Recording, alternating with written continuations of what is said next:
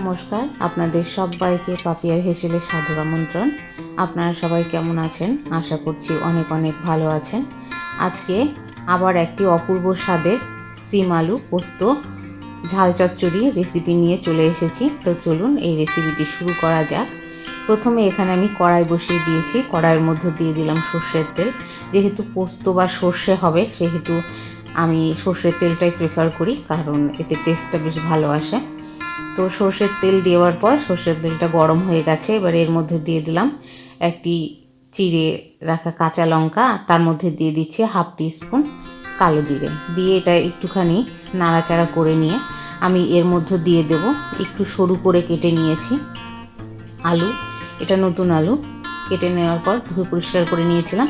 এটাকে দিয়ে দিলাম, দিয়ে এটাকে মোটামুটি 1 থেকে 1.5 মিনিট মতন আমি ভালো করে নাড়াচাড়া করে নেব। বেশ মোটাও করিনি, আবার খুব একটা পাতলাও করিনি।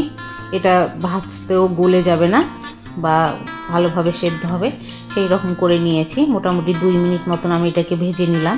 এবার এর মধ্যে সরু করে কেটে রাখা সিমগুলোকে দিয়ে দিচ্ছি।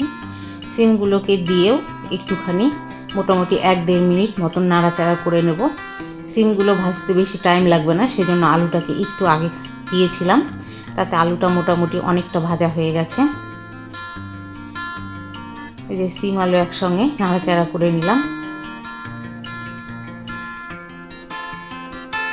এবারে এর মধ্যে অ্যাড করে দেব পরিমাণ মতন লবণ ও হলুদ। যেহেতু পোস্ত বাটা করব, আপনারা চাইলে হলুদটা স্কিপ করতে পারেন, তবে আমি এখানে হলুদটা অ্যাড করেছি। হলুদ আর লবণ পরিমাণ মতন দিয়ে এটা মোটামুটি মিনিট আর 2.5 মতন ভেজে নেব।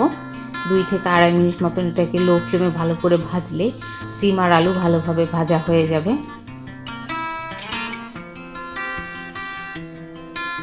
আমার রেসিপিগুলো আপনাদের কেমন লাগে অবশ্যই কমেন্টের মাধ্যমে জানাবেন। লাইক করবেন, শেয়ার করবেন বন্ধুবান্ধব আত্মীয়দের মাঝে, আর সাবস্ক্রাইব করে অবশ্যই আমার পাশে থাকবেন। এই যে দেখুন সিম আর আলুটা মোটামুটি ভাজা হয়ে গেছে।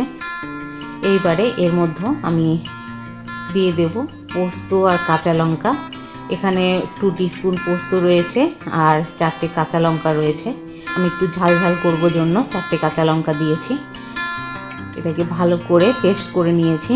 নেবার পর এটাকে দিয়ে দিলাম, দিয়ে একটুখানি নাড়াচাড়া করে 1 থেকে 1.5 মিনিট মতন এটাকে ভালো করে লো ফ্লেমে একটুখানি নাড়াচাড়া করে নিলেই রেডি হয়ে যাবে আমাদের সিম আলুর পোস্ত। গরম গরম ভাতের সঙ্গে অপূর্ব লাগবে খেতে। আর নামানোর আগে সামান্য পরিমাণে আমি একটু সর্ষের তেল ছড়িয়ে নামিয়ে নেব, তাতে টেস্টটা আরও বেড়ে যাবে। এই যে একদম রেডি সিম আলু পোস্ত। এবার এটাকে নামিয়ে সার্ভ করলেই হয়ে যাবে।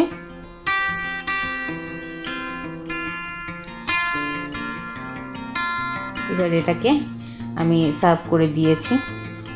অবশ্যই কেমন লাগলো কমেন্টের মাধ্যমে জানাবেন। আর সম্পূর্ণ ভিডিও দেখার জন্য ধন্যবাদ।